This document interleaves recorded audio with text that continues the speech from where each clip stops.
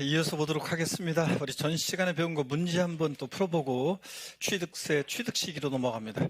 핵심 콕 출제 상점은 함께 문제를 풀어볼까요, 여러분? 네, 좋습니다. 대답도 낭낭하게. 자, 건축물 중 조작 설비로서 그 주체 구조부 하나가 돼서 건축물로서 효용 가치를 이루고 있는 것에 대해서는 주체 구조부 취득자 외의자가 가설한 경우에도 주체 구조부의 취득자가 함께 취득한 것으로 본다 그랬습니다. 자, 하나, 둘, 셋. 답이 엇갈렸는데. 자, 답이 엇갈렸습니다. 다시 결심할 기회를 드리겠습니다. 하나, 둘, 셋. 자, 확실하게 답을 지금, 엇갈렸는데, 좋습니다. 두구두구두구두구두구두구. 맞잖아요, 여러분들. 제가 아까 뭐라고 그랬어요? 이거는 바꿔서 나온 적이 있어요, 없어요? 없다고 그랬잖아요. 긍정형 지문으로만 항상 나오는 거, 아까 써놓고서도 여러분들이 옳은 지문으로만 나오는 거라고 써놨잖아, 아까 교재. 그래서, 맞습니다. 그래서 주체구 취득자 외의자가 가설한 경우에도 주체구조부 취득자가 함께 취득한 것으로 봅니다. 이 말은 건물주관 압수문제가 된다 그런 얘기인데 얘기해서 그래서 옳은 지문으로만 나오는 거 가설한 자 X 그랬잖아요. 옳은 지문만 나온 거고 36회도 옳은 거 올라라 해서 얘만 딱 옳은 거로 나왔어요. 자, 그 다음에 봅니다. 법인 설립 시 발행하는 주식을 취득함으로써 지방세 기본법에 따른 과점주가 됐을 때는 그 과점주주가 해당 법인의 부동산 등을 취득한 것으로 본다. 자, 또 결심합니다. 하나, 둘, 셋. 자신이 없어졌는데 갑자기 급격히 자신감을 잃었어요, 여러분들 아까. 자, X입니다. 여러분, 법인 설립 시는 우리 과점주 주식 취득에서 법인 설립 시는 납세무가 있다 없다? 없다 그랬잖아요. 법인 설립 시는 제외한다. 법인 설립 시는 취득한 것을 보지 않습니다. 여러분, 법인 설립 시는 납세무 없습니다. 과점주 주식 취득을 과세하는 이유는 독과점 목적하고 소유분산을 촉구하기 위한 건데 법인 설립 시부터 독과점 목적으로 소유분산 시키면 법인 설립이 안 되잖아요. 그래서 설립 시는 제외합니다. 납세무 없습니다. 취득한 걸 보지 않습니다. 법인 설립 시를 봤어야 돼요. 또 봅니다. 배우자 또는 직계존비 속의 부동산을 취득한 경우에는 원칙적으로 유상으로 취득한 것으로 본다. 하나, 둘, 셋. 자, 배우자 직계존속의 부동산을 취득하면 원칙적으로는 뭐라고요? 대가 인정할 수 없겠죠, 여러분들? 대가 인정할 수 없으니까 원칙으로는 증여로 취득한 걸 본다 했습니다. 원칙은 증여로 취득한 걸 봅니다. 다만 이제 예외적으로 이제 대가 있다는 것이 입증이 되는 일정한 경우에는 유상축으로 보는 경우도 있었고요. 자. 권리 이전이나 행사에 등기 등록이 필요한 부동산을 직계 존속과 서로 교환한 경우에 무상으로 취득한 것으로 본다. 이렇게 시험에 두어 번 나왔습니다. 자, 온지 X인지 결심하시고 하나, 둘, 셋. 자, 그렇습니다. 우리가 권리 이전이나 행사에 등기 등록이 필요한 부동산을 직계 존속과 서로 등기 등록이 필요한 부동산을 직계 존속과 교환하게 되면 대가 입증이 되죠? 공시가 되니까 다 대가 입증이 됩니다. 그래서 이거 대가 입증이 되니까 뭐로? 유상으로 취득한 것으로 봅니다. 유상 취득한 거로. 자, 또 나오네요. 증여자가 배우자 또는 직계존비속이 아닌 경우에 증여자의 채무를 인수하는 부담부 증여의 경우에 그 채무액에 상당하는 부분은 부동산 등을 유상 취득한 것으로 본다 그랬습니다. 자, 온지 X인지 결심하시고 하나, 둘, 셋. 좋습니다. 이번에 내 눈치는 왜 보는 거야 대체. 자, 그래서 시험장에서는 내가 옆에 없잖아요, 여러분들. 내가 있다고 생각하고 문제 푸시지만. 자, 배우자 직계존속 아니죠? 증여자 채무를 인수하는 부담부증의 경우에 그 채무액 상당액 부분은 자, 그래서 5억에서 갚아야 하는 돈 3억 원, 채무액 상당액 부분은 이거는 뭐로요? 유상 취득한 것을 봅니다. 수증자 입장에서 보면 증여자한테 3억 원만큼 채무를 면해주는 대가를 주고 취득했다고 봅니다. 채무액 상당액은 유상 취득으로, 채무인식 이외재산 부분은 무상 취득으로 이겁니다. 자, 좋습니다. 우리 취득세 취득 시기는 2, 3년에 한 번씩 나오는 건데 34회 시험 때 나왔어요. 그래서 35회, 34회 따놓고 35회는 나올 가능성이 낮다고 그랬고 36회 출제 가능성이 상당히 높다 그래서 36회 안 나오면 37회 나온다고 그랬는데 2, 3년에 한 번씩 나오는 거고 36회 안 나왔기 때문에 취득세 취득 시기는 잘 보셔야 되겠습니다. 여러분들 올해 37회 시험 대비해서는 잘 보셔야 되는데 취득세 취득 시기는 어떤 의미가 있냐 그러면 취득 시기란 것은 뭐냐 어떤 의미가 있냐 그러면 취득세 납세무 성립 시기가 되기 때문에 의미가 있습니다. 여러분 우리가 조세 총론에서 취득세는 어느 때 납세무가 성립하느냐 추상적으로 취득세 성립을 뭐 하는 때? 취득하는 때요. 그럼 취득하는 때가 납세무 성립 시기잖아요. 그래서 시험 문제는 이렇게 나오기도 해요. 다음 중 지방세법상 취득세상 취득 시기에 관한 설명이다. 옳은 것은 틀린 것은 이렇게 문제가 나오기도 하고 다음 중 취득세 납세무 성립에 관한 설명이다. 옳은 것은 틀린 것은 이렇게 나와요. 그러면 납세무 성립 시기가 취득세에서는 취득 시기를 말하는 거라 같은 의미로 이해하시면 되겠습니다. 여러분들. 그 다음에 취득세 신고납부 기한의 기산점이 됩니다. 취득세는 원칙적으로 취득일로부터 60일 내 신고납부예요. 하루만 딱 지나도 가산세고 그러면 어느 때부터 60일 내 신고납부할 것이냐 이게 문제가 되잖아요. 계약한 날로부터인지 또 잔금지급일로부터인지 등기일로부터인지 등등 문제가 되겠죠. 그래서 신고납부기한의 기산점에 대해서 의미가 있고 납세무 취득세 납세무 성립 시기가 되기 때문에 의미가 있습니다. 그러면 취득세 취득 시기는 취득 원인에 따라 다양한데 매매 같은 유상승계 취득의 취득 시기를 보겠습니다.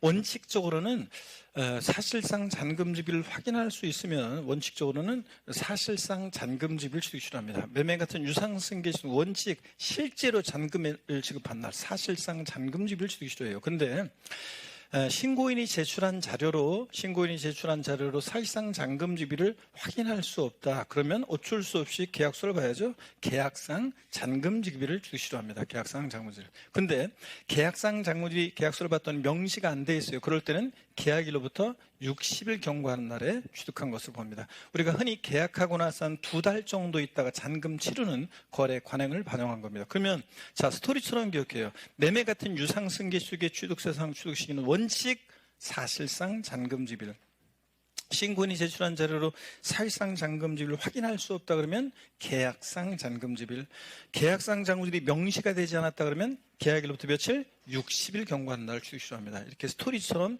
기억을 합니다. 여러분. 자, 그 다음에 유상승계 취득의 계약 해제인데 여러분들이 민법에서 해제, 해지 뭐 이런 거 배웠습니까? 이거 안 배웠죠? 그러니까 이게 이제 배웠어야 되는데 그래서 일단 한번 보세요. 계약 해제, 유상취득의 계약 해제 아직 개념이 좀 낯설어서 와닿지 않더라도 한번 봅니다. 해당 취득 물건을 자 여기가 포인트예요. 등기 등록하지 아니하고 여기가 포인트예요. 등기 등록하지 않고 계약이 해제가 되고 해제된 사실이 다음에 어느 하나에 해당하는 서류에 의해서 입증이 된다 해제된 사실이 그러면 결론 취득한 것으로 보지 않습니다. 자 그래서 취득세 안 냈으면 낼 필요 없고 낸 게 있으면 돌려주고요. 자 그래서 등기 등록하지 아니하고 계약 해제가 되고 해제된 사실이 입증될 텐데 어떤 서류에 의해서 입증되느냐 서류를 달달 외울 건 아니에요. 화해조서, 인락조서, 공정증서 같은 이런 서류들이요. 취득일부터 60일 내에 계약 해제된 사실이 입증되는 것만 해당하는데 유상취득은 다 60일입니다. 자 법령이 정하는 계약 해제 신고서 취득세에서 며칠 나왔다 그러면 딱 하나 예외 빼놓고는 다 60일입니다. 자 어떻든 간에 이런 서류에 의해서 입증되는 경우에 취득한 것을 보지 않습니다. 자 그런데 시험에서는 어떻게 바꾸냐 등기가 된 경우라도 또는 등기한 후에 계약이 해제되고 해제된 사실이 화해조서 등으로 입증되는 경우에 취득한 것으로 보지 아니한다 이러면 틀려요. 등기가 된 경우에는 계약을 해제하고 입증이 되더라도 취득한 것으로 봅니다. 등기 등록하지 아니하고 계약이 해제가 되고 해제된 사실이 화해조서, 인락조서, 공정증서 등으로 입증될 때 취득한 것을 보지 않습니다. 좀 와닿지는 않지만 한번 이렇게 보고 갑니다. 자, 그 다음에 연부취득이라는 게 있습니다. 여러분, 연부라는 게 뭐냐면 월부로 뭘 취득했다. 요즘은 월부로 뭘 취득했다는 말을 하지 않고 할부거래 이러는데 월부로 뭘 취득하면 대금을 어떻게 갚아 나갑니까? 다다리 갚아나가죠. 연부 취득은 뭐냐면 매매계약서상의 연부계약 형식을 갖추고 일시 완납할 수 없는 대금을 2년 이상의 기간에 걸쳐서 일정액씩 분할해서 지급하는 것을 말합니다. 연부를 취득했을 때는 보세요. 매회 사실상 연부금 지급일마다를 취득시로 합니다. 계약상 연부금 지급일이 아니라는 걸 주의하셔야 되고, 취득가격 총액이 50만 원 이하 적용받는 것은 제외. 그래서 이제 나중에 표지만 면세점 적용되는 취득가격 50만 원 이하 적용받는 것은 연부 취득 규정을 적용하지 않습니다. 그럼 어떤 얘기인지 이거 한번 보도록 하겠습니다. 여러분 여기 보세요. 네.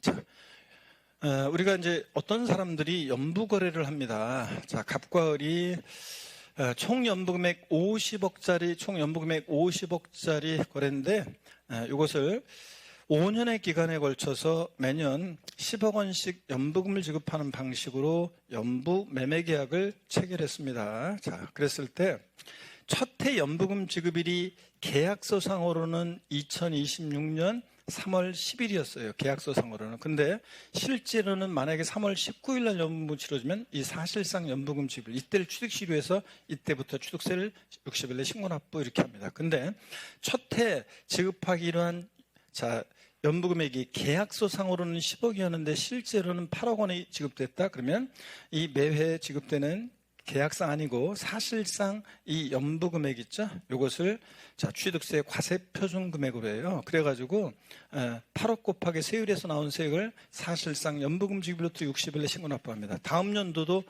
사실상 연부금 지급일을 취득시로 해서 매회 사실상 지급된 연부금액을 과세 표준으로 해서 취득세를 냅니다.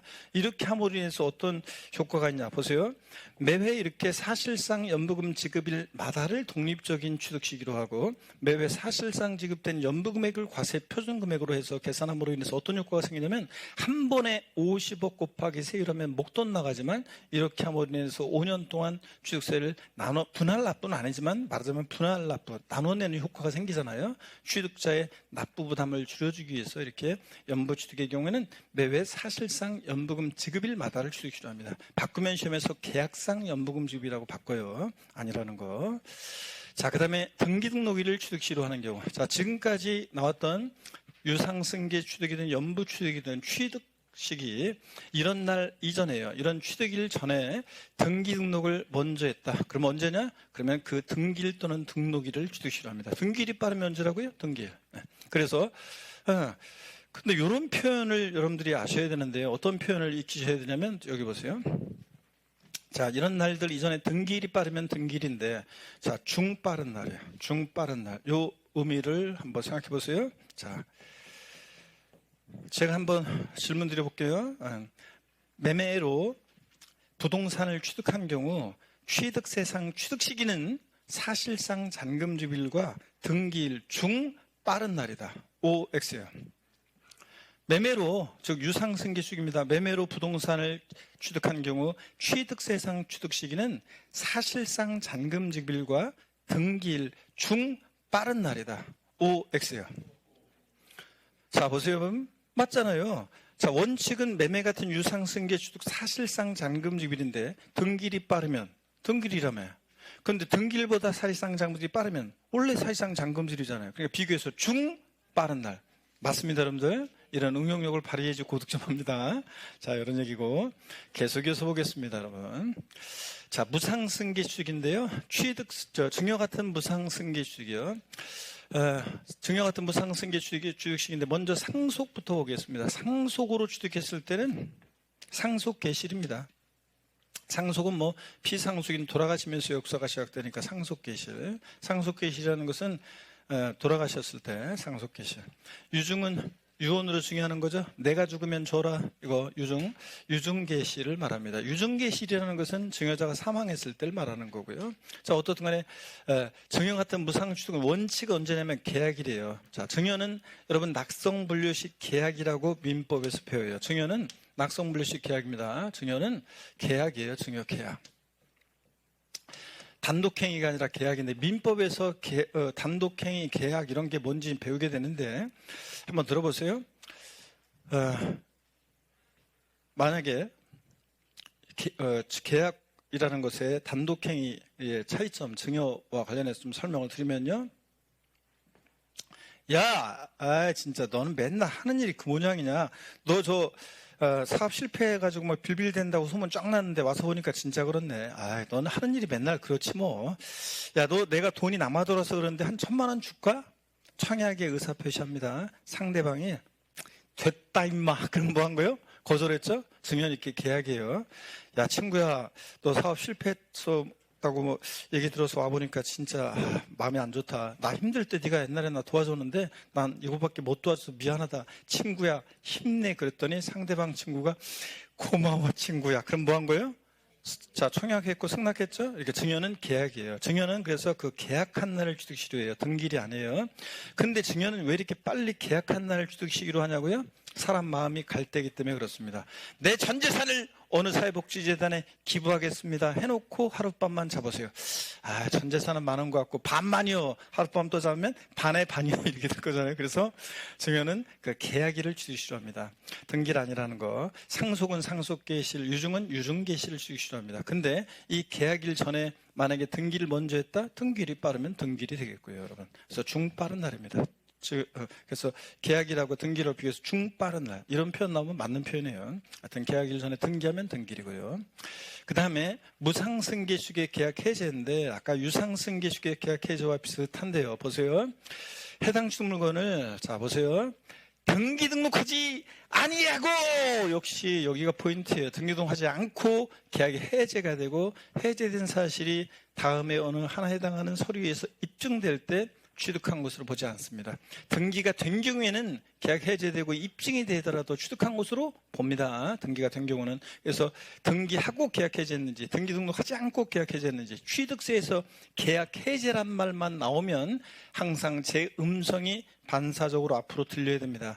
등기 등록하지 아니하고 이게 들려야 되고 여기를 딱 봐요. 등기하고 계약 해제했는지 등기 등록하지 않고 계약 해제했는지를 꼭 보셔야 됩니다. 어떤 서류에서 입증되느냐?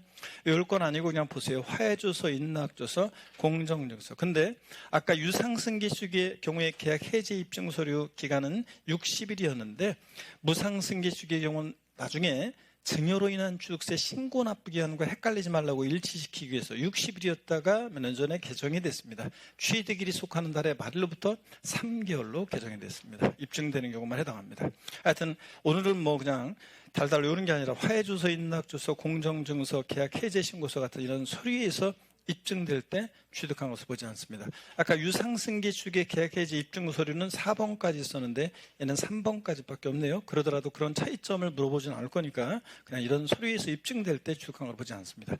등기 등록하지 아니하고 계약 해제되고 해제된 사실이 화해조서, 인락조서, 공정증서 등으로 입증될 때 취득한 것을 보지 않습니다.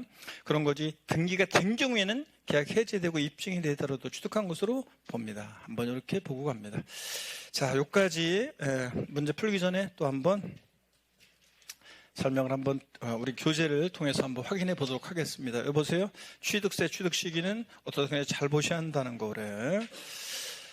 자, 그 다음에 취득세 취득 시기는 납세무 성립 시기가 된다. 그죠? 취득세 취득 시기는 납세무 성립 시기가 되고, 자, 그 다음에 과세입순 산정의 시기가 되고 신고납기간에 기산점이 되기 때문에 중요한 의미가 있다. 우리 취득세 취득 시기는 시험에서 취득 시기라고 나오기도 하지만 다음 중 납세무 성립에 관한 설명이다. 옳은 거 틀린 거 나오면 같은 말로 이해하시라고 그랬습니다. 매매 같은 유상승계 취득의 취득 시기를 보겠습니다. 일반적으로 매매 같은 유상승계 취득의 취득 시기는 원칙적으로 자 언제냐 그러면 언제입니까 여러분? 사실상 잔금지급일입니다. 사실상 잔금지급일. 근데 신군이 제출한 자료로 사실상 잔금지급일을 확인할 수 없다 그러면 언제라고요? 계약상 잔금지급일입니다. 근데 계약상 잔금지급일이 또 명시가 되지 않았다 그러면 계약일로부터 며칠이요? 이거 60일 경과하는 날을 취득시로 합니다. 계약일로부터 60일.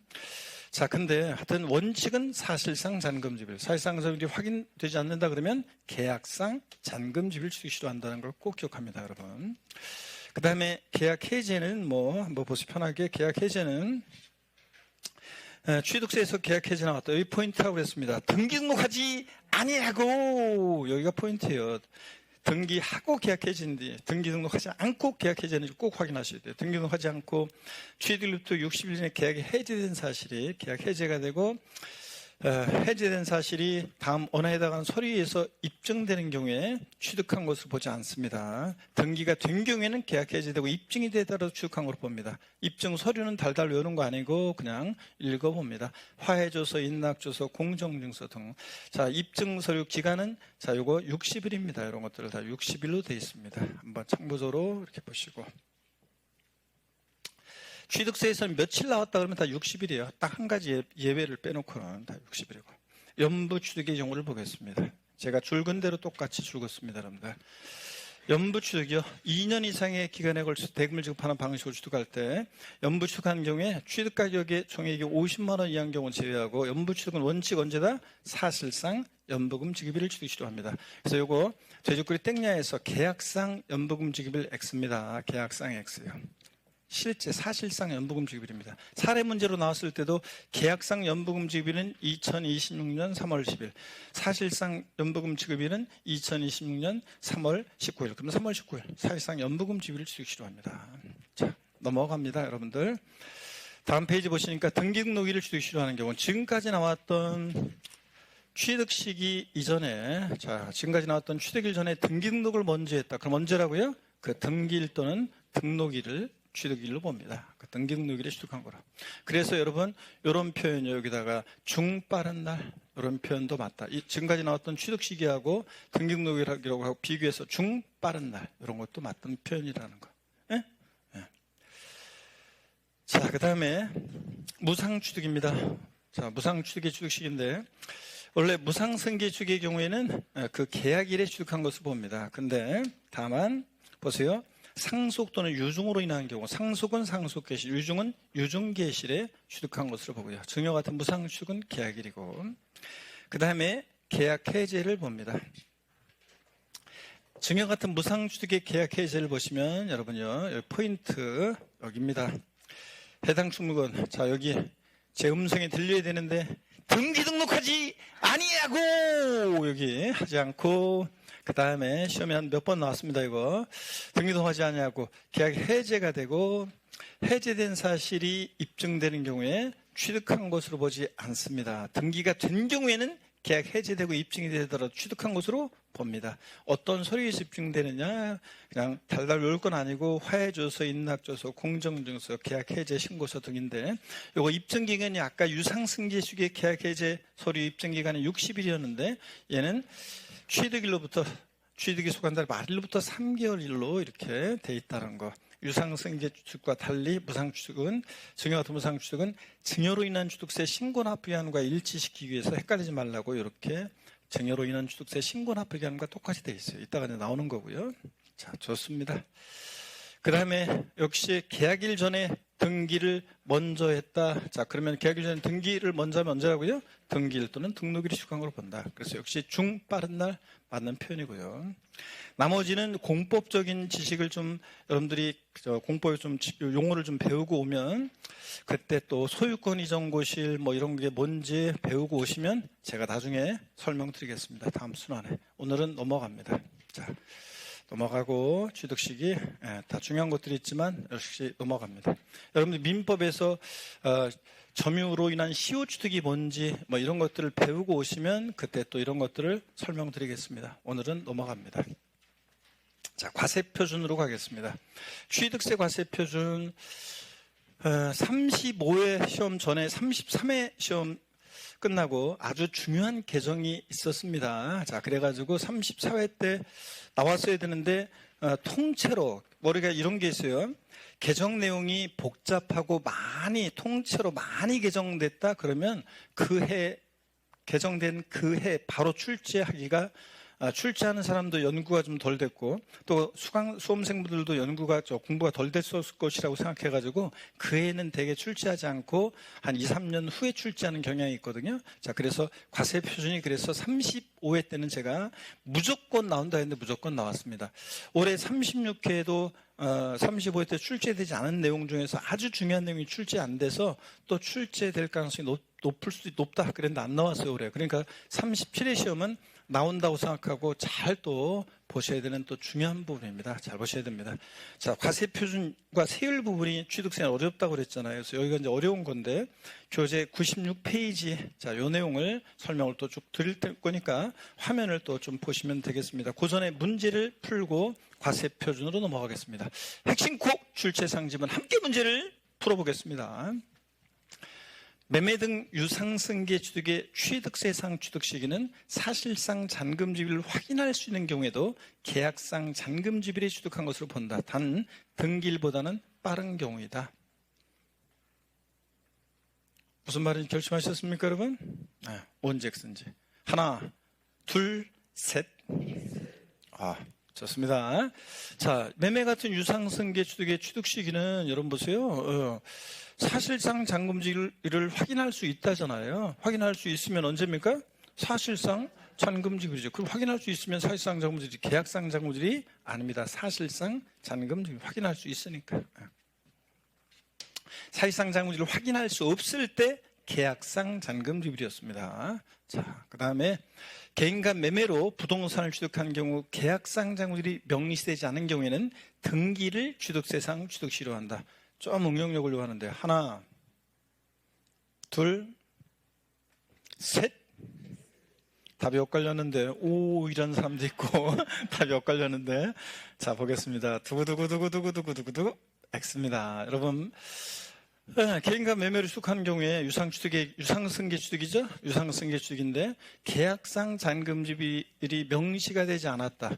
그러면 등기일이 바로 취득 시기가 되는 것은 아니에요. 계약일부터 며칠? 60일 경과하는 날인데 보세요. 계약상 잔금이 명시 안 됐다 그러면 계약일부터 60일 경과하는 날인데 이때인데 만약에 그 전에 등기를 했다 그러면 등기일이 빠르면 등기일이 될 수가 있어요. 그렇지만 무조건 등기일은 아니잖아요. 원칙적으로는 등기일이 만약에 더 늦으면 등기일이 늦으면 그때는 언제예요? 그때는 이제 계약일부터 60일 경과하는 날 이때잖아요. 그러니까 무조건 등기는 아닙니다. 만약에 계약일부터 60일 경과하기 전에 등기를 먼저 했다 그러면 등기이지만 그건 아니니까 그 말이 없기 때문에 계약일부터 60일 경과한 날을 취득시효해야 합니다. 아셨죠? 자, 그래서 틀렸다고 보셔야 되고 또 봅니다. 공매 방법에 의한 취득의 경우 지방세법상 취득 시기는 사실상 잔금지비일과 등기일 또는 등록일 중 빠른 날이 다른데 공매 방법에 의한 취득이면 자, 요거는 유상취득입니다. 대가를 지급하고 취득한 거니까 공매대금, 경락대금 내고 취득한 거니까 유상취득이에요. 자, 친절하게 제가 요까지 알려드렸습니다. 자, 공매 방법에 의한 즉 유상승계 취득이죠. 취득의 경우 지방세법상 취득 시기는 사실상 잔금지비일과 등기 등록일 중 빠른 날이다. 하나, 둘, 셋. 금방 제가 그랬잖아요. 매매 같은 유상승계 취득은 사실상 잔금지비인데 등기일이 빠르면 언제고? 등기일이고 비교해서 중 빠른 날 맞는 편이라고 그랬죠? 중 빠른 날 맞는 편입니다. 이렇게 나와도 O 맞습니다. 맞는 편. 중 빠른 날 맞고 자 그러면 계속 이어서 보겠습니다. 여러분들. 증여로 인한 승계취득의 경우 해당 취득물건을 등기 등록하더라도 취득일부터 취득일에 속한 달의 말일로부터 3개월 내에 공증받은 공정증서에 의해서 계약이 해지된 사실이 입증되는 경우에 취득한 것으로 보지 아니한다. 결심하시고 한숨 쉬지 말고 하나, 둘, 셋. 그렇습니다. 여러분 보세요. 자, 증여 같은 무상승계 취득의 경우인데, 자, 계약 해제란 말이 나왔다. 자, 계약 해제란 말이 나왔다. 그러면 여기 보세요. 등기 등록 하더라도 여기가 포인트죠. 지금 취득일로부터 취득일에 속한다 말로 3개월 내에 공증받는 공정증서에서 계약 해제, 취득세에서 계약 해제 나왔다. 등기 등록하지 아니하고 계약이 해제되고 해제된 사실 입증될 때 취득한 걸 보지 않습니다. 여기서는 지금 근데 여기서는 지금 보면 등기가 됐잖아요. 등기가 된 경우에는 계약 해제되고 입증이 되더라도 취득한 것으로 봅니다. 보지 아니한다가 아니라 본다예요. 취득한 것으로 봅니다. 등기 등록하지 아니하고 계약 해제되고 해제된 사실 입증될 때 취득한 걸 보지 않습니다. 여기 포인트. 자, 그래서 틀려도 괜찮아요. 아직은 뭐 여러분들 지금 이런 거 족족 다 마치고 그냥 까먹지도 않고 그냥 막 이러면 제가 곤란하다고 그랬습니다. 저희들 생계를 위협하는 수험생이라 별로 안 좋아한다고 그랬어요. 하나 알려주면 겨우 하나 알고, 하나 알려주면 겨우 알고. 아직도 민법에서 개념들이, 안 배운 개념들이 막 나오고 그러니까 조금 어렵게 느껴지고 이렇게 하면서 틀리기도 하고 맞추기도 하고 이래 해야지. 자, 제가 사랑하는 수험생이에요. 자, 여러분. 좋습니다. 자, 이어서 봅니다. 취득세 과세 표준 중요한데, 자, 한번 보겠습니다. 본격적으로 한번 봅니다. 취득세 과세 표준, 스트레칭 한번 하고 봐야죠. 목 운동부터 합니다. 하나, 둘, 셋, 네, 반대로 하나, 둘, 셋, 네, 허리도 여러분요, 좌로, 우로 돌립니다. 자, 기지개도 화끈하게 제낍니다. 어깨도 돌리시고. 좋습니다, 여러분들. 첫눈이 폭설로 내리면서 첫눈이 내리면서 낭만에 젖어서 막 그 눈꽃 피는 걸 보고 막 그러면서 기분 좋아하고 봉숭아 물이 저를 물든 손톱을 바라보면서 소원을 빌고 소원 이루고 막 이러는 사람도 있고 그런데 그렇지만 또 길에 갇혀가지고 또 고생하신 분들도 계시고 그랬던 첫눈이었습니다. 자, 이렇게 겨울은 이제 이렇게 본격적으로 이제 깊어가겠죠. 취득세 과세 표준 기준을 봅니다. 취득세 과세 표준이요. 물론 취득세는 이렇게 계산됩니다. 어떤 거냐면 여기 한번 보실래요? 취득세는 세금 계산 어떻게 하느냐 그러면 이렇게 하죠. 취득세는 과세 표준이라는 거 결정이 되면요. 과세 표준 결정이 되면 곱하기 세율에서 우리가 산출세액을 구합니다. 세금 계산은 지방세나 국세나 다 이렇게 한다고 그랬어요. 과세 표준이라는 것은 과표, 우리가 줄여서 과표라고도 하는데 세금 계산하는데 기초가 되는 과표라는 거, 세금 계산하는데 기초가 되는 수량이나 가액 등을 말한다고 그랬고요. 이 과세 표준이라는 거 신고 납부하는 세금이니까 보세요. 납세 의무자가 이제 취득세는 과표를 결정합니다. 취득세 같으면 과세 표준이 취득 가격이요. 취득한 가격이고 취득 가액이고 등록면허세 같으면 등록면허세는 등기하는 그 부동산 가액을 과세 표준으로 하고요. 재산세는 과세 표준이 재산 가액입니다. 자, 재산 보유하는 재산 가액이 과세 표준이 되고요. 자, 이거로 해서 이제 과세 표준에서 세금 계산되는데 취득세나 등록면허세는 신고 납부하는 세금이니까 납세 의무자가 요 결정을 합니다. 과표를. 그 다음에 재산세는 보통 징수하는 세금이니까 과세주체, 과세관청에서 세무공무원이 결정을 합니다. 자, 그럴 때 취득세, 과세 표준 납세 의무자가 이제 결정합니다. 취득 가격을 과세 표준으로 하는데 한번 보겠습니다. 취득세 과세 표준의 기준은 취득 당시 가액으로 합니다. 그래서 얼마에 취득했다, 그 취득할 당시의 그 가격을 과세 표준으로 하는데요. 다만 연부로 취득했을 때는 연부 금액을 과세 표준으로 하는데 매회 사실상 지급되는 금액이지 계약상 지급되는 금액 아닙니다. 아까 첫 해 지급하기로 한 연부 금액이 총 연부 금액 50억이었는데 5년의 기간에 걸쳐서 연부 매매 계약을 체결했습니다. 첫 해 지급하기로 한 연부 금액이 계약서상으로는 10억이었는데 실제로는 8억 지급됐다? 그럼 8억 원. 사실상 연부금 지급비를 말하고 계약상 지급되는 금액 아닙니다. 취득 금액에 포함되는 계약 보증금을 포함해서 하여튼 연부 취득은 연부 금액.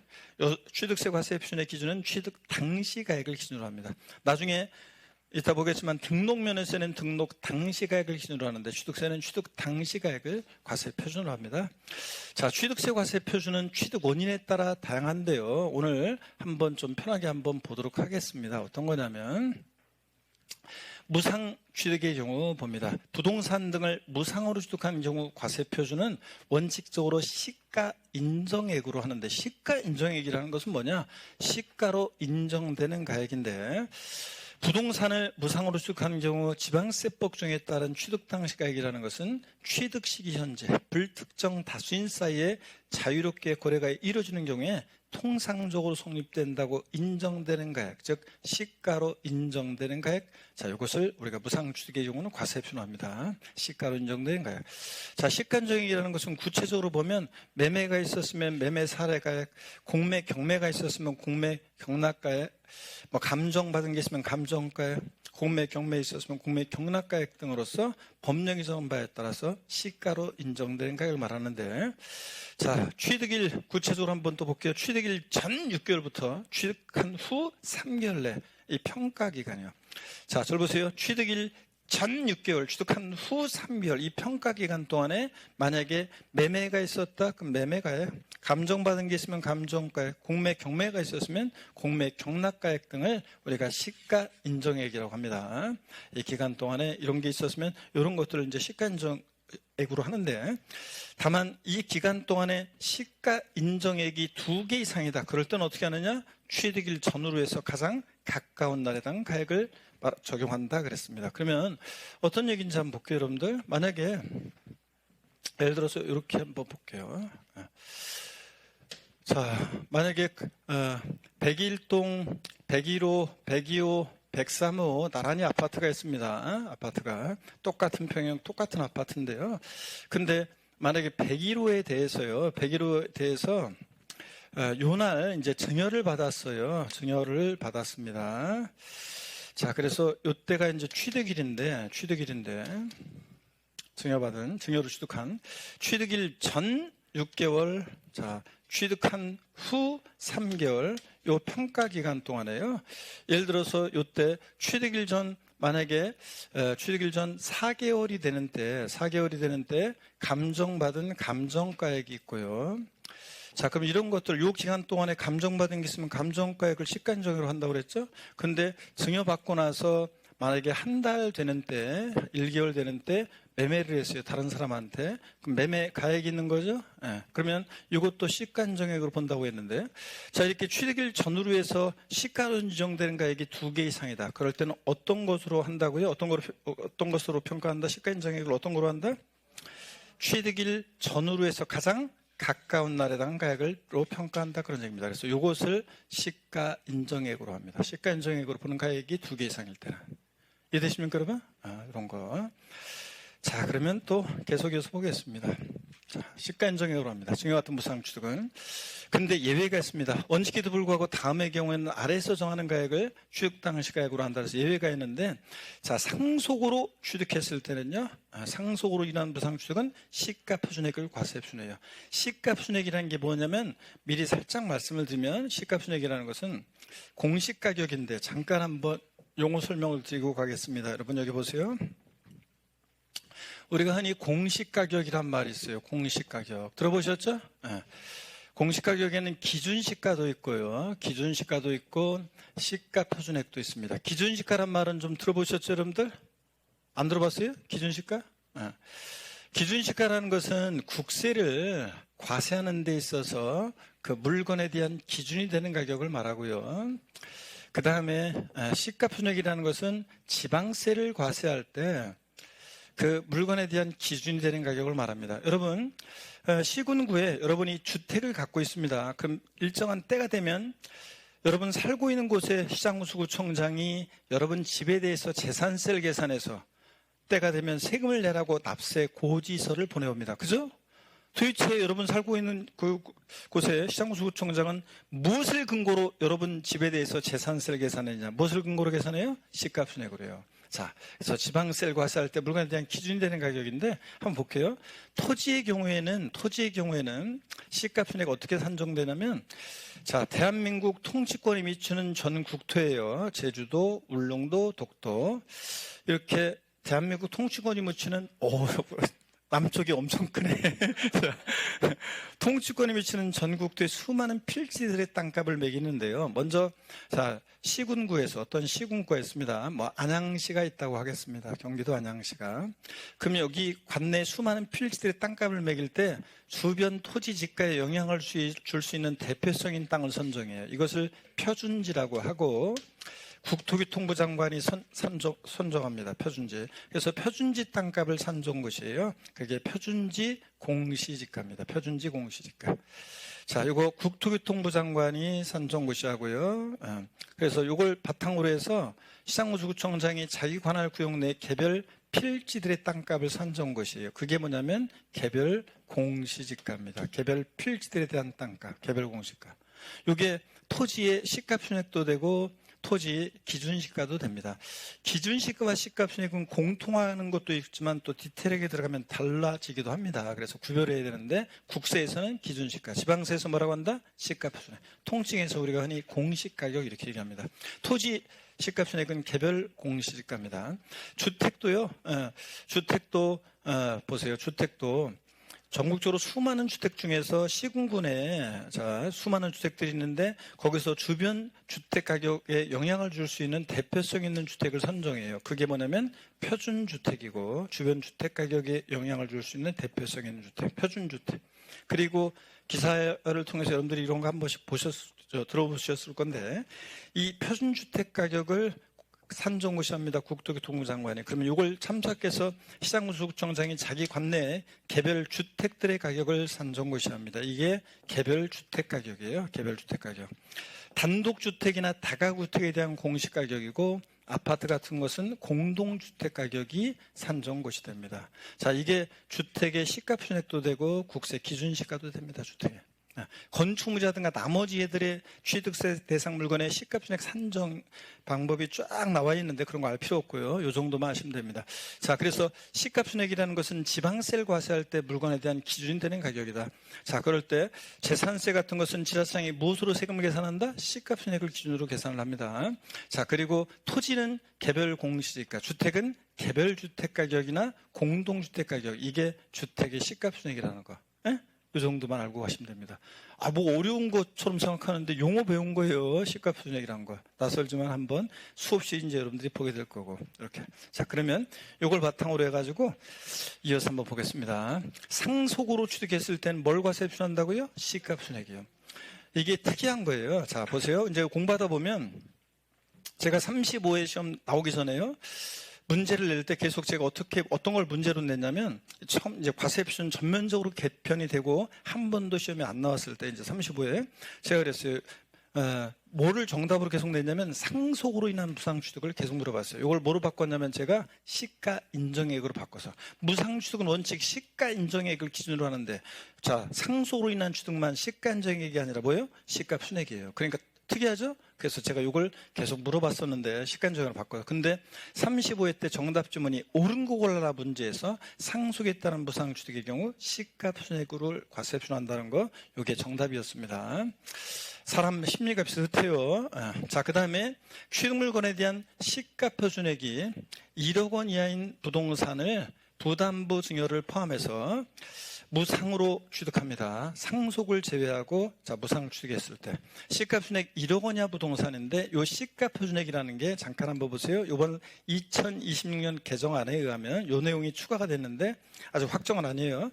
지분을 취득하는 경우에는 전체 지분에 해당하는 시가순이익을 말하고, 이 시가순이익이라는 게 여기서는 주택의 부속 토지를 취득했을 때는 전체 주택의 시가표준액이 1억 원 이하인 부동산을 자, 증여로 무상 취득했다. 그랬을 때 취득세 과세 표준은요, 시가인정액과 시가순이익 중에서 납세자가 어떻게 한다? 정하는 가격으로 합니다. 예, 얼마 안 되니까, 시가순이익 1억 원 이하 부동산을 증여받았다. 얼마 안 되니까 우리 같은 납세자가 정하는 가격으로 합니다. 어떤 거? 시가인정액과 시가순이익 중에서 납세자가 정하는 가격으로 합니다. 상속은 시가순이익이고요. 자, 근데 또 봅니다. 기역, 니은에 해당하지 않는 경우, 즉 상속으로 인한 무상취득도 아니고 시가순이익 1억 원 이하 부동산을 증여로 취득한 것도 아니고 일반적인 제외한 일반적인 무상취득의 경우는 시가 인정액을 과세 표준합니다. 시가로 인정되는 가액을. 근데 시가 인정액을 산정하기 어렵다. 그러면 뭐로 하느냐? 시가순이익. 앞으로 여러분 요 말이 자주 나오는데 이제 앞으로 취득세 과세 표준에서 하여튼 잘 모르겠다. 그럼 뭐로 한다? 시가표준액입니다. 잘 모르겠다. 그럼 뭐로 한다? 시가표준액. 자, 잘 모르겠다. 그러면 시가표준액이에요. 시가인정액 산정이 어렵다. 시가표준액을 과세 표준합니다. 그래서 원칙은 시가인정액으로. 증여 같은 무상취득.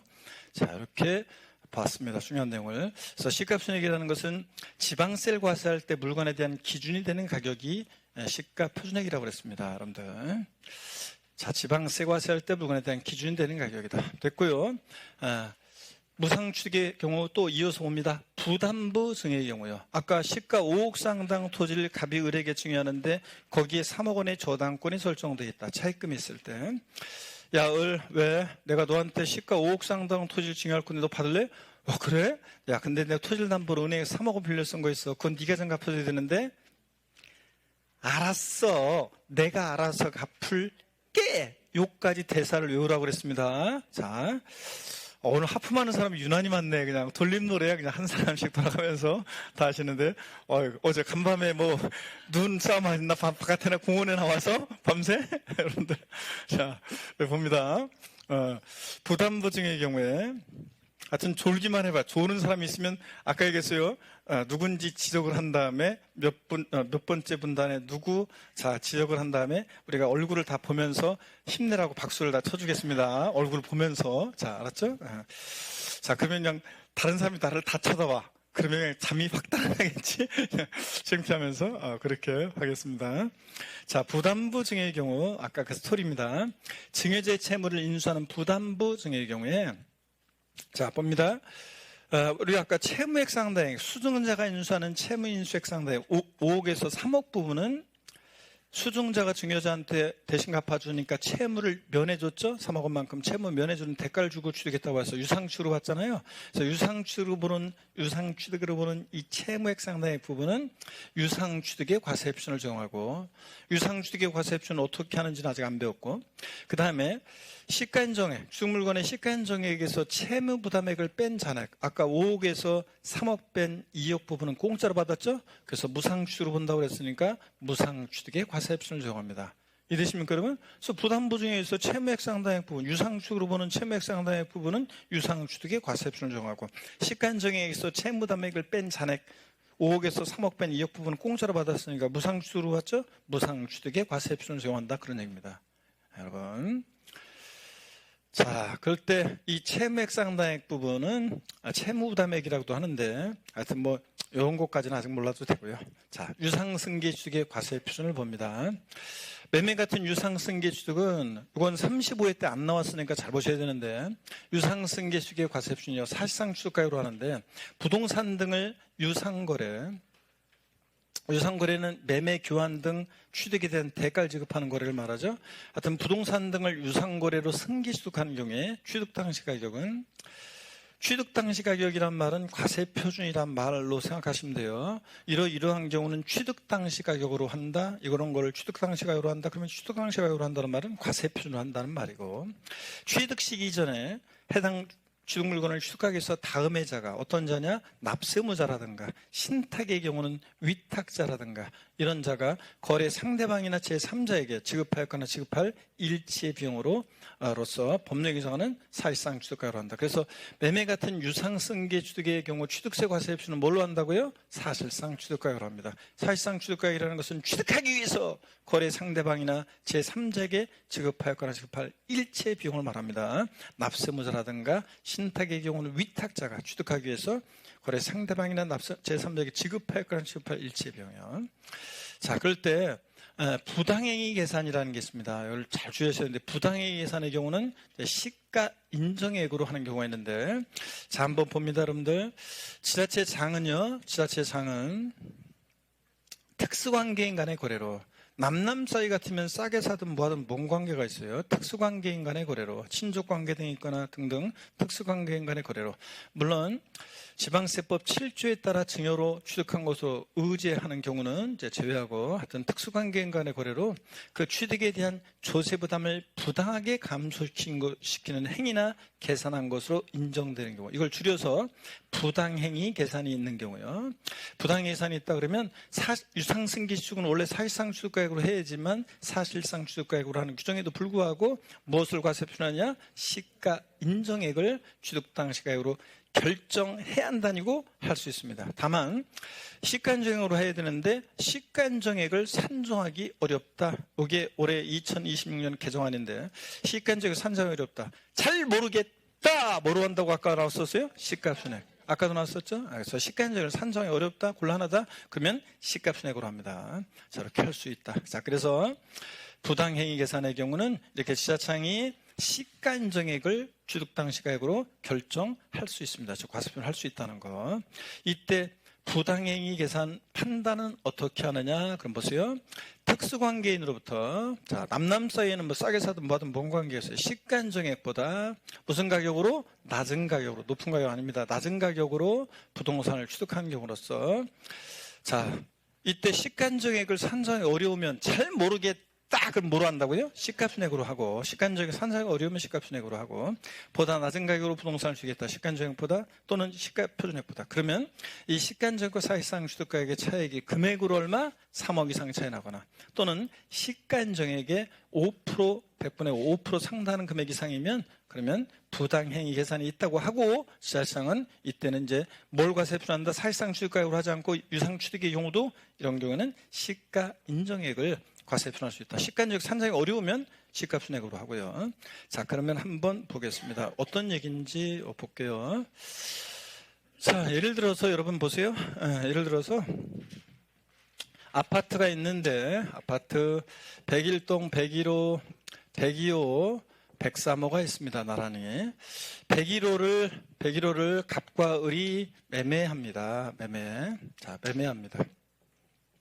매매하는데, 이 101호의 지방세 과세 시가표준액은, 공시가격은, 시가표준액은 예를 들어서 이게 만약에 9억 원이라고 하겠습니다. 시가표준액이. 근데 을이 사실상 취득했다고 신고한 가액이 얼마였냐면, 사실상 취득한 가격이 얼마였냐면 10억에 취득했다고 신고를 했습니다. 을이. 자, 근데요, 보세요. 근데 이 자산 취득일 전 6개월, 취득한 후 3개월, 이 평가기간 동안에 똑같은 평형이 똑같은 아파트입니다. 같은 층. 103호가 예를 들어서 매매가 있었는데, 매매 사례가액이 얼마였냐면, 매매 사례가액이 이게 15억이었습니다. 15억이고, 15억의 거래가 있었어요. 그래서 이것을 갖다가 시가인정액으로, 만약에 시가인정액을 산정이 어려우면 시가표준액이 되지만, 시가인정액으로 인정되는 게 10억으로 있습니다. 자, 그런 경우에 여러분 딱 보세요. 남남 사이 같으면 갑은 이 동네 이거 15억에 거래되는 것을 갖다가 10억에 팔았습니다. 그럼 갑은 진짜 급했나 보죠? 뭐 남남 사이 같으면 금매로 15억에 거래되는 걸 갖다가 싸게 그냥 10억에 팔겠다는데 누가 말려요? 사기 강박 궁박만 아니면 되는 거지. 그런데 그렇잖아요. 10억에 팔 수도 있어요. 그런데 알고 봤더니 얘가 형이고 얘가 동생입니다. 그러면 얘기가 확 틀려지죠? 15억에 거래되는 걸 갖다가 형제간에, 특수관계자간에 이걸 10억에 팔아서 냄새가 딱 나잖아요, 여러분들. 안 그래요, 여러분들? 뭐 이런 거 보고서도 아무 느낌이 없어요, 여러분들? 딱 냄새가 나지, 여러분들. 뻔하지 뭐 이거. 자, 그래서 보세요. 뭔가 냄새가 있잖아요. 그럴 때는 자 보세요. 특수관계인 간에 거래인데, 특수관계자 간에 거래인데, 시가인정액보다 무슨 가격으로, 시가인정액보다 무슨 가격으로? 낮은 가격으로, 시가인정액보다 낮은 가격으로 취득했어요. 이럴 때는 시가인정액과 사실상 취득가액의 차액이 부당행위가 있는지 따져봐야 되잖아요. 금액을 얼마? 3억 이상. 여기서는 지금 얼마가 차이나? 5억 차이가 나. 그러니까 3억 원 이상 차이 나죠? 자, 또는 시가인정액이 5% 이상의 차이가 나. 그러면 부당행위 계산이 있다고 하고, 지자체장은 매매는 원래 사실상, 유상취득은 사실상 취득가액으로 되지만 이때는 사실상 취득가액으로 하지 않고 무엇을요? 시가인정액을 취득 당시 가격으로 결정해야 한다니고 할 수 있습니다. 물론 시가인정액을 산정하기 어려울 때는 뭐가 되고 시가순액으로 할 수도 있고요, 물론. 근데 여기서는 시가인정액이 있으니까, 자, 시가인정액이 있으니까 시가인정액과 비교해서 요 시가인정액을 과세 표준으로 합니다. 그러니까 요때는 요 시가인정액으로 인정되는 매매 사례가액 요 15억을 과세 표준해서, 자, 지자장이 결정합니다. 과세 표준을 다시 15억으로 계산해요, 다시. 네. 이런 얘기입니다. 요거 이해되십니까, 여러분? 왜 대답이 없어요? 연락이 이렇게 설명을 했더니 이제 와가지고 뭐 아무 이해는 안 된다 이런 표정이 지금 이거 곤란한데 이러면 자, 그래서 다음에 또 하고 설명드릴 거니까 여러분들 이런 얘기입니다. 냄새가 딱 나잖아요, 여러분들. 이렇게 자 15억에 거래되는 걸 갖다 10억에 팔았으니까 10억에 취득했고 이럴 때 특수관계자가네요. 자, 그러면 계속해서 봅니다. 이런 경우 자 시가 인정액을 주당액으로 결정할 수 있습니다, 지자장이. 아까 그랬잖아요. 이런 경우에는 부당 예산이 있다 그러면 지자장이 시가인정액을 취득당시가로 결정할 수 있다는 거. 시가인정액을 산정이 어렵다 그러면 잘 모르겠다 그러면 뭐로 하고 시가순액으로 물론 할 수도 있고요. 이런 얘기 다시 한번 이렇게 봅니다. 좋습니다. 자, 그러면 시가표준액이 뭔지 아까 소개했는데, 토지 같으면 부동산 가격 공시가는 법률에서 공시되는 취득일련지 개별 공시지가, 개별 필실에 대한 땅값, 여기에 토지 시가표준액이고, 주택 같으면 부동산 가격 공시관한 법률에 공시되는 취득일련지 개별 주택 가격, 단독주택이나 다가구주택에 대한 공시가격이고, 아파트 같은 것은 공동주택 가격, 이게 주택의 시가표준액이라고 그랬습니다. 그랬죠? 힘들어하시는 분들.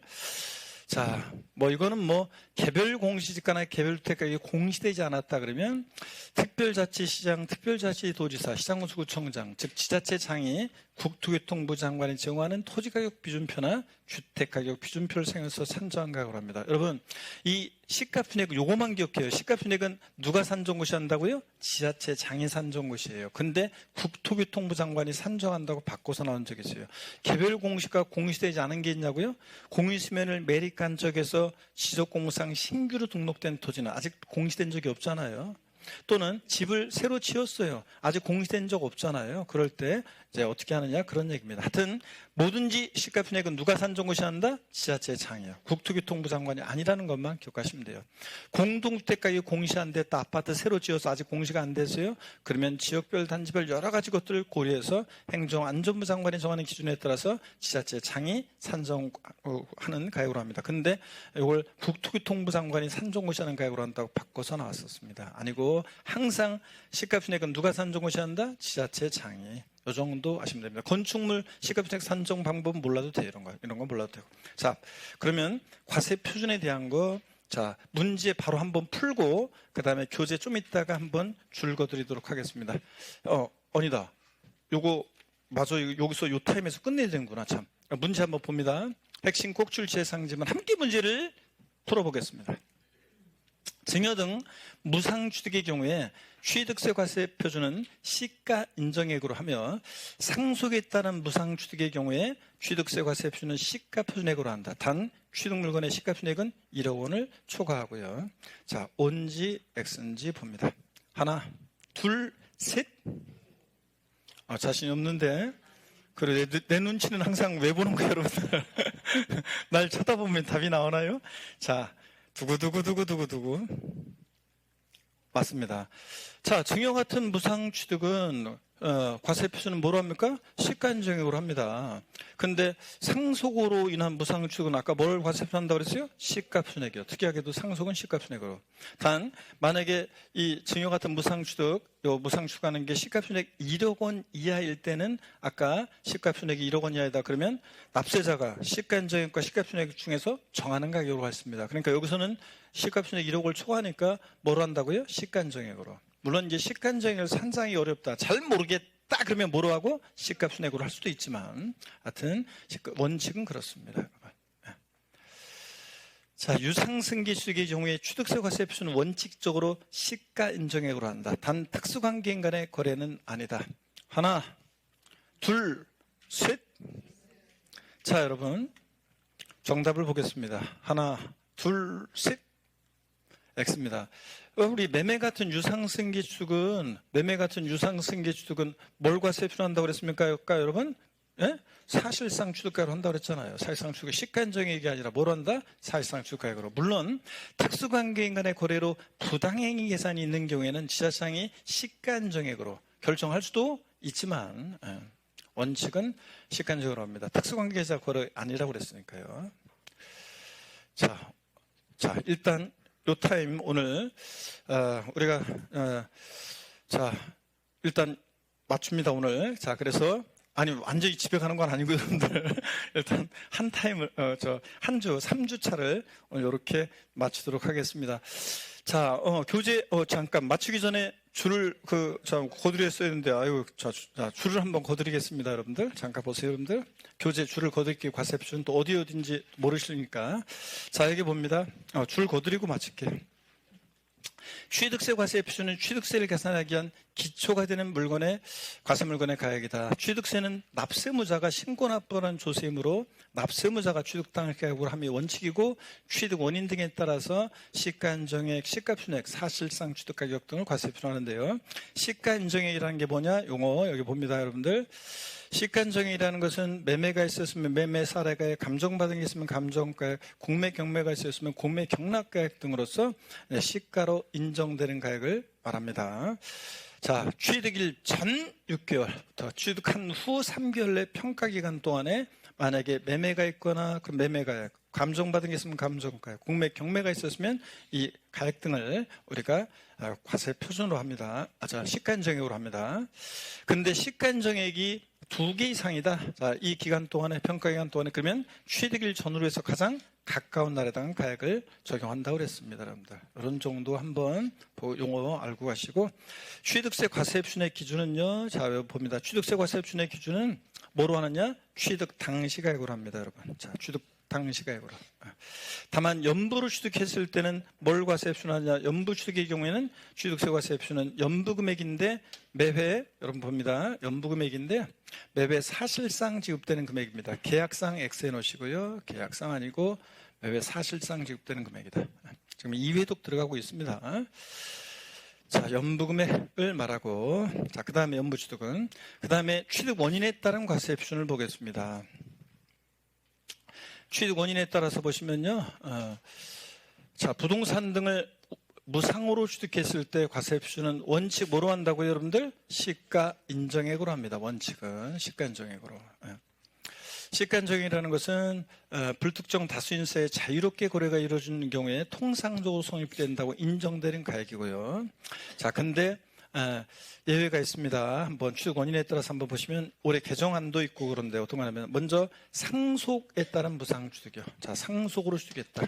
이거 중요하다고 그랬죠. 시험에 이미 35회 때 정답으로 나왔죠. 얘만 특이하게도 상속으로 무상 취득했을 때 뭘 과세 표준한다? 시가 표준액이요. 시가인정액이 아니라는 걸 주의하시고, 그 다음에 올해 개정 내용이 여기 또 있는데, 취득 물건에 대한 시가 표준액, 지분을 취득할 때는 전체 지분에 해당하는 시가 표준액을 말하고, 주택의 부속 토지를 취득할 때는 전체 주택의 시가 표준액을 말하는데, 이 가로 내용이 올해 추가됐습니다. 시가 표준액이 1억 원 이하인 부동산을 부담보 증여 포함해서 무상 취득했다. 자, 부담보 증여를 포함해서 무상으로 주겠다. 그러면 이거 어떻게 한다고 여러분들? 예? 자, 이런 경우에는 뭘 과세 표준하냐? 얼마 안 되니까 요거는 가격이 얼마 안 되니까 어떻게 하냐면 시가인정액과 시가 표준액 중에서 우리 같은 납세자가 어떻게 한다? 정하는 가격으로 합니다.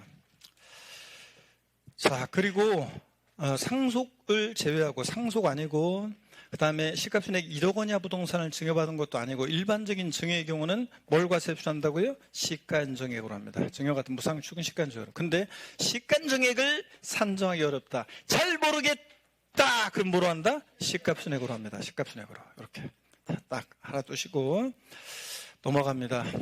그 다음에 부담부 증여 보겠습니다. 그럼 부담부 증여의 경우에 보세요. 부담부 증여의 경우 증여자의 채무를 인수하는 부담부 증여의 경우에 유상 취득한 것으로 보는 채무액 상당액 부분, 채무액 상당액 부분은 요거는 뭐로요? 요거는 유상 취득의 과세 표준을 적용하고, 유상 취득의 과세 표준을 적용하고, 유상 취득으로 보는 채무액 상당액 부분은 요거는 자, 유상 취득의 과세 표준을 적용하고 채무담액이라고 하는데, 그 다음에 반대로요. 또 이번에는 취득 물건의 시가인정액에서 채무담액을 뺀 잔액 5억에서 3억 뺀 2억 부분에 대해서는 요거는 뭐로요? 무상 취득의 과세 표준을 적용합니다, 여러분.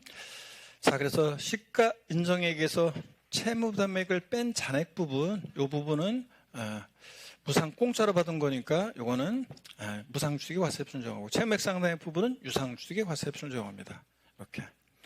자, 그리고 나머지 내용들은 지금 보지 마세요. 볼 필요 없습니다. 유상승계 취득의 과세 표준을 봅니다.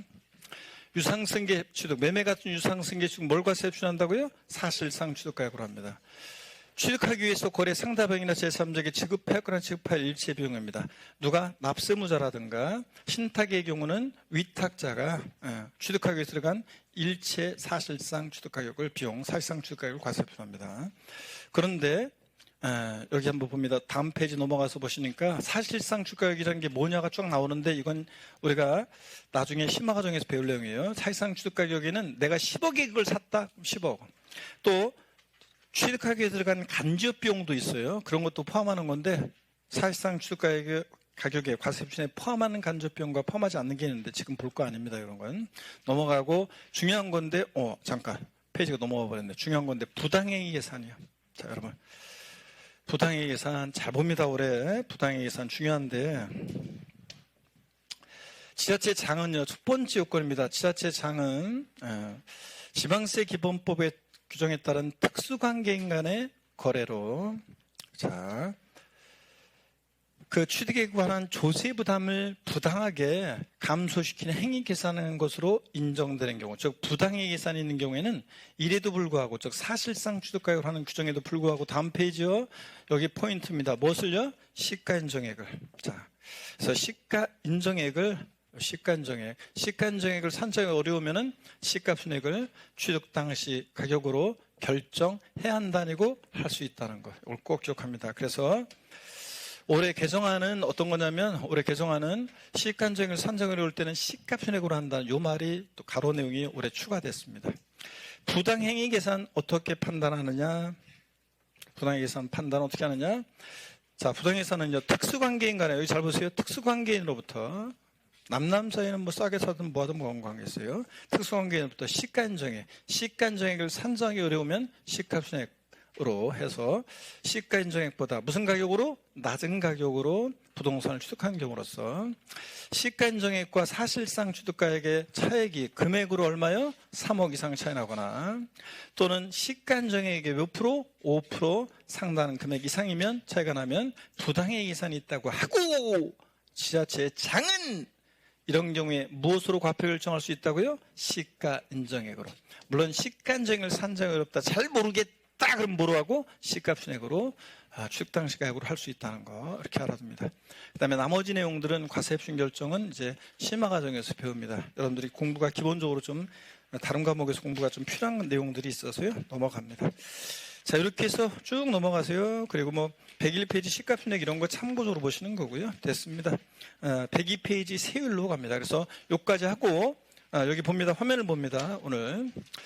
자, 여러분 수험 준비하다 보면 때로는 여울도 만나게 되고 어려움도 만나게 되겠지만 멈추지 않고 가다 보면 합격의 그 길에 서게 되겠고요. 여러분들 이해 안 되는 부분이 있어도 너무 걱정하거나 고민할 필요 없습니다. 그냥 넘어가면 다음 순환에 알게 되고 결국 시험장에 답을 고를 수 있게 됩니다. 오늘도 그렇습니다. 많은 내용 배워서 정신 하나도 없지만 괜찮아요. 다음에 또 하고 또 다음 주에 반드시 인강을 다시 한번 들어보기를 꼭 당부드리고요. 아셨죠? 복습 안 하면 안 돼요. 여러분들 다 까먹어요. 여러분들 그러니까 꼭 다 복습하시고요. 여러분께 응원의 갈채를 보냅니다. 여러분 언제나 저희 뭡니까? 자랑과 보람입니다. 자, 여러분 고개 드시고 고생 많으셨습니다. 수고하셨습니다.